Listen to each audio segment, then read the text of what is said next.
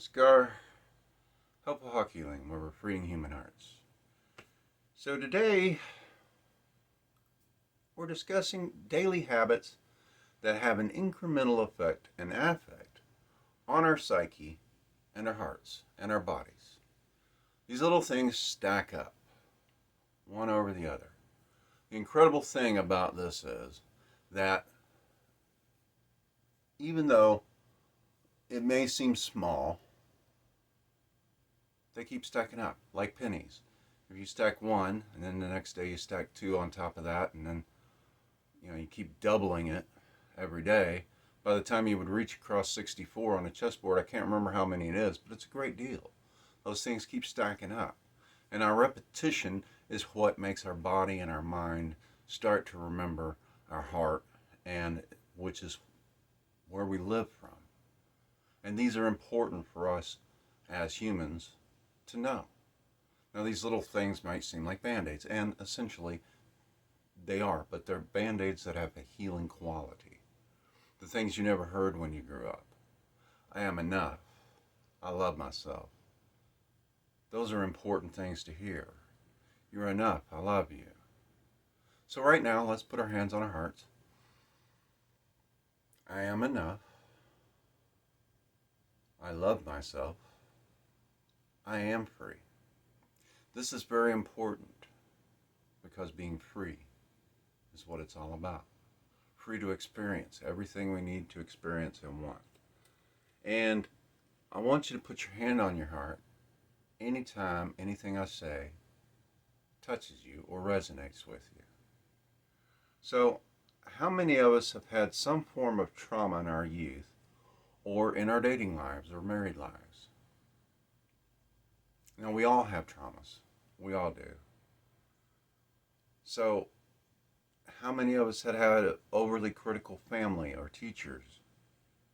How many of us have used alcohol, marijuana, or other drugs, even sex, to numb the problems and pain? It's important to realize that addiction itself is not a disease. Addiction is the medication of the disease and our attachment to that medication to ease the pain. Now, where the 12-step program would have you believe that the addiction is a disease, that's like saying that metoprolol is the disease that's caused by the symptom of high blood pressure. But it's not true. The medication and the addiction to the medication started off because that medication made us feel better, made us stop feeling our pain. That dis-ease, which started off as an unease when we were children, that is the problem. That is the dis-ease. And that is living in our hearts. It's living in our bodies. It's living in our minds. So what we work to do is go inside. So how many of us were taught to go inside and to love ourselves? How many of us were taught that we were enough? That we were born enough? How many? I know I wasn't. I know I wasn't, because I was taught by a pastor and pastor's daughter, who were my parents, that I was cursed. There was nothing I could do about it. I had to live the best life I could and hope that some guy who died loved me enough that God wouldn't look at my sin. I don't believe that, and if you do, hey, go for it. But I don't put anybody between me and God. I don't. I dare anybody to love me more than me except God. And Jesus even said, love God first, foremost, and in all ways. Love yourself as much as you love God, because you are a part of God. You are God's thought incarnate.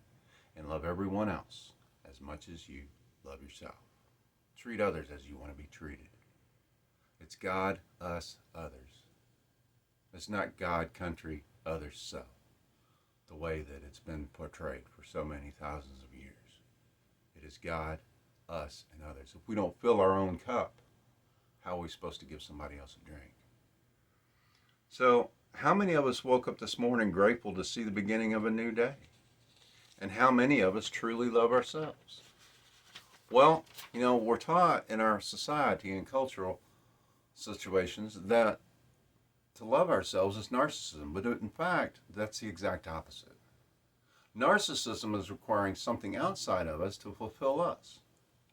It's requiring something outside of us to fill us up so that we feel whole. It's requiring something outside of us. And then putting on the mask of, I love myself and you should love me too. And I know what this is. The hardest pill for me to ever swallow was that I was just as sociopathic as the people I was involved with. And I have much compassion and love for the broken-hearted children that live in the hearts of those people. Just as much compassion as I have for my own broken-hearted child, whose heart is not nearly as broken as it used to be, simply because of these daily practices I'm going through. Let's discuss the shadow for a few minutes. What is our shadow? Our shadow are those parts of ourselves that we don't want, that we don't like. It's also the parts of ourselves we don't believe we're capable of. You have a dark shadow and a light shadow, yin yang. And we are whole and complete with that. Some would say it creates a duality, but it creates a totality. Because in every strand of human DNA on this planet, ever, now, and will be, the potential for any and every human expression exists, has existed, or will exist. And think of Adolf Hitler.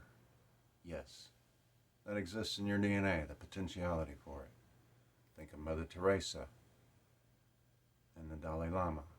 That also exists as a potentiality in our DNA. So what do we do about this? What do we do about these parts of ourselves that we don't want? Well, the first thing we do is we love them. We accept them. And we integrate them. We realize these things are within us. It is part of our uniqueness as humans that these things exist within us. And yet most of us walk with them and don't ever touch them. When they come up, we're not sure why. But if we try to shun them, then they fight back and they keep getting stronger and stronger and stronger. There's also the potentiality for the light. There's the part of us that says, who am I to be that shiny? Who am I to be able to share these things with the world? Who am I? Look what I've done. How could I possibly help people heal? Well, let's see. Maybe, just maybe, the experience that you've gone through is so similar to another person's experience that you can reach out and touch them right in their heart.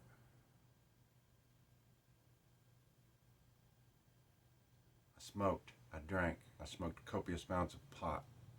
I experimented with some things. Sex, porn, television, food, name it. I've done something or similar. I've never done heroin. I've done a few lines of cocaine. I once did a line of what I thought was cocaine, come to find out later it was meth, and thank God it had no effect. The power of belief. My belief that it was cocaine gave it a temporary effect on me as my part in that. Our belief affects this human body. Mind over matter. Because all of it is energy, our mind can overcome it and work through it. And that's where we do our shadow work. Those parts of us and other people that we see that we don't like. Where is that in us, and how can we recognize it? How can we integrate it? How can we realize it as a part of us and express it in a positive way? Those parts of us that are in other people that we see that we would like to be like. Where is that in us? How can we realize it and integrate it and bring it to the forefront? How on this earth could we possibly ever, ever, ever be that beautiful, be that brave, be that strong? How could we? It's easier to hide in the darkness. But the brighter the light, the starker the shadow. The shadow on the wall is not very bright right now, or not very dark right now, because there's a lot of light in here. But it'd be just as simple to turn out the lights and then you couldn't see me at all. That's the easy place to hide. Where not even you can see you. That's the easy place to hide. That's the comfort zone, and the comfort zone kills. I've been doing a lot of physical labor lately, and I haven't done much physical labor at all for the last 5 years. I'll tell you what, just let me know. Boy, get back to work. At least working out. Got to be strong. Health is wealth. True health is wealth. Because if you're not spending money on drugs that they're giving you for whatever symptoms that aren't healing your situations, well, hey, you can use that for something else that you do want. Having an experience you do want to have. So, what has contributed to our shadow? Part of it is the collective unconscious. Part of it is the collective conscious. And those are two different things. A part of a great whole. Part of us is what happened to us when we were children. Part of it is what happened to us growing up and becoming adults, and even after we've become adults. But it all started very early. Very early. And mainly, it's based on I'm not enough, and I'm not lovable, and I'm not free. Those three things are important because I am enough. I love myself, and I am free. You can take everything from this body you want, but you cannot take my mind. It is mine. You cannot take my heart. You can take life from this body, but my infinite spiritual being will still be here afterwards. This is not me in my totality. This is a part of me. About 0.01% to 1% of our total energetic being exists as this human form. And in this repository of 37 to 100 trillion cells are the memories from even past lives. And some of that we deal with as karma. Samskara, action committed. Karma, action remitted. Balancing the scales. There are always consequences for things we do. And that term has a very negative connotation. Do you want consequences? Well, guess what? Yes, I want consequences. I want good consequences for the good things I do, and I endure the bad consequences for the bad things I do. But consequence is just action remitted from action committed. So here's something to ask yourself. Who do you want to be? What do you want to do? What is it going to take to do that? In Lifebook, we ask 4 questions in 12 categories. What do I believe? What do I want? Why do I want it? What do I have to do to get it? Even if you only ask yourself those 4 questions in a generalized way. What do I believe? What do I want? Why do I want it? And what do I have to do to get it? You can create a beautiful and magnificent life. You can accept your shadow. You can integrate your shadow. I have. And believe me, I'm not the worst if we're playing the comparison game, but I definitely was not the best. And that's why I'm able to touch my heart, and through touching my heart, touch your heart. As a man, I was taught to hold my feelings in. Boys don't cry. Real men stand up to pay. Things like that. Well, guess what? Here's the thing. Boys should cry when they're sad and when things are bothering them that bad. And they found out that standing up to pee causes prostate problems later on in life. Think about that. Not only that, but if you're sitting down, you can read a book. So, I know it seems totally counterintuitive. However, when we understand that the disowned parts of ourselves are literally existing in everyone, we realize that it's okay not to be perfect or normal. Normal is a definition that has been come up with. Why can't you be normal? That's someone saying, why can't you be like me? People talk about, well, there ain't no common sense no more. Well, you have to have common experience to have common sense. And yes, the education system sucks in that aspect because children were originally taught usable skills. And even if they couldn't read and write very well, a lot of them could do really great math, which is very important. And not only that, but they were taught true life skills. In the 8th grade, in the middle of the 1800s, children knew how to speak up to 4 languages: English, German, Latin, and French. Those were the most common that were taught. Why? Because that was the main population of the United States at that time, and Latin, well, that was partially a religious thing, but also because all of science was being built on Latin. It was the origin of those languages. An amalgamation situation happened with those languages, but they introduced Latin into them. So think about that. How the standard 8th grade education of 1824, 200 years ago, is superior in many ways to many college educations nowadays. And people say, well, the times are different now. Yeah, but if we still had that type of curriculum by the time people got to college, the expanded situation of education there would be a totally different experience to have. So that's part of the collective shadow.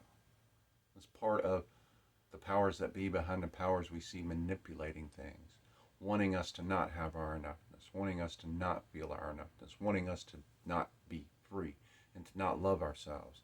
Hey, you don't like yourself, here's a pill. Hey, you don't like other people, here's a pill. Hey, you feeling this, here's a pill. Maybe some side effects. Your life will suck worse in some ways, but you won't care. Here's something to fill you up. Here's something to make you drunk. Here's something to distract you. Here's something else to distract you. Hey, you want this. Hey, you want this. Hey, you want this. Hey, you want this. You aren't enough, and so you need all of this. You aren't enough, and you need all of these things to fill you up. You aren't enough, and you need to go into this house, totally wreck it, completely redo it, sell it, make some money, so that you can go do it again, because you aren't enough, and you've got to prove you're enough. When actually, you were born enough. And you were born in a loving state, most likely. Not everybody was. Not everybody was. And I get that. And I really, it's part of my shadow, but I want to choke the living crap out of people who say, oh yeah, he's just a mistake. Just a mistake. Wasn't supposed to be here at all. How dare you tell that to a child? Now, admitted, the ex-wife and I planned not only to have children, but when. So I tell my sons, you were wanted, you were planned, you were prayed for, you are loved, and you are enough. And I do that regularly. You were wanted, you were planned, You are prayed for. You are loved. And you are enough. And there are no mistakes from the point of view of the universe. We are enough, or we wouldn't be allowed to incarnate as humans in the first place. And all of these troubles and trials that are stored in our body, yeah, right now through this time of ascension and awakening, or awakening and ascension, it's kind of hard to deal with. And everybody's talking about therapy. Well, hey, that's great. But if we're talking about it at this level, where we're perceiving it and experiencing it, we're not doing anything about it, so why not go below it? In some cases, go above it. If we can get into the subconscious mind, or even better yet, into the non-conscious mind, where we can actually physically affect the thought trees, where we can disconnect the emotional attachment to a memory. I was raped when I was 4.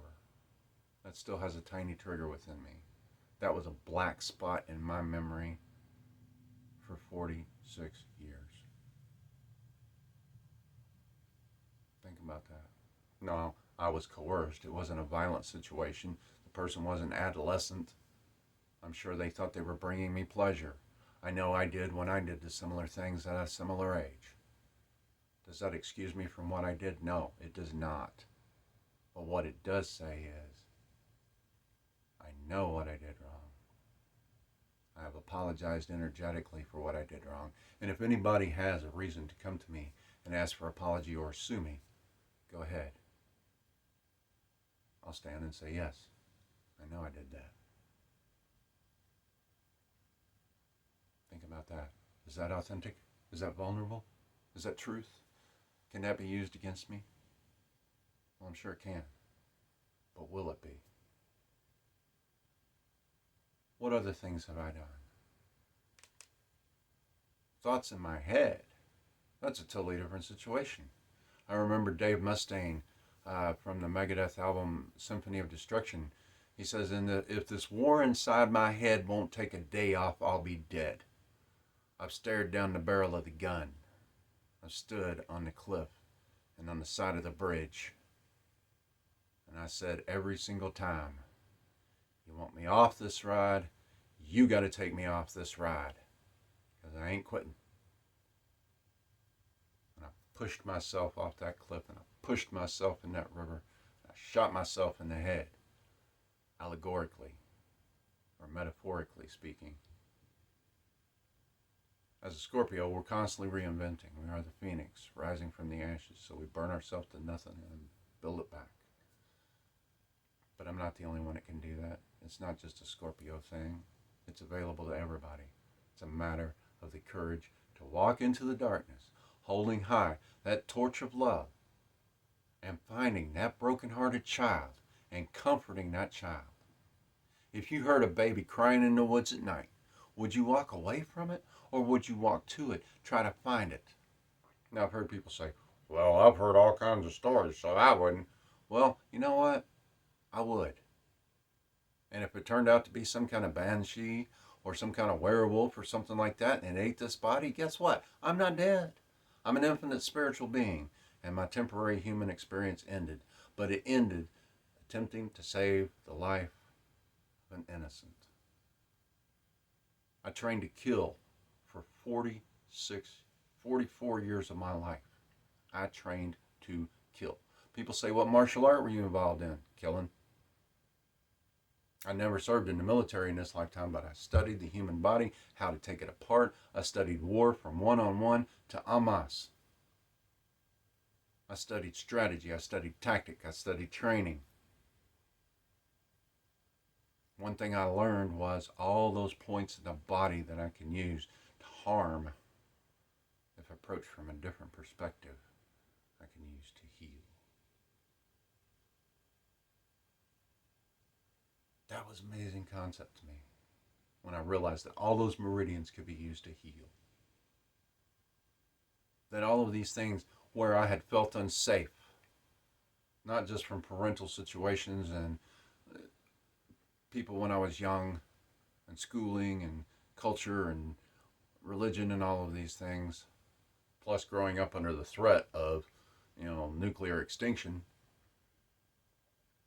that I could still be safe within myself. And I could take all of these things I learned and I could use them to heal others. And when the great catalyst and I parted ways, and I asked myself, what is it in me? Where is it in me? And how do I get it out of me? Well, yeah, I was doing brain surgery with a dull hatchet. I'll admit it. Where is it? I'm getting it out. There it is. There it is. Now, I have laser-guided, angel-guided laser surgery. Where is it? What is it? And how do I integrate it? So, I apologize that this didn't get to be a true live. That's a mistake on my part. However, I will say this. Breathe in deeply. I am enough. I love myself. I am free. And I love you because you are lovable, loving, and loved. Thank you, and namaskar.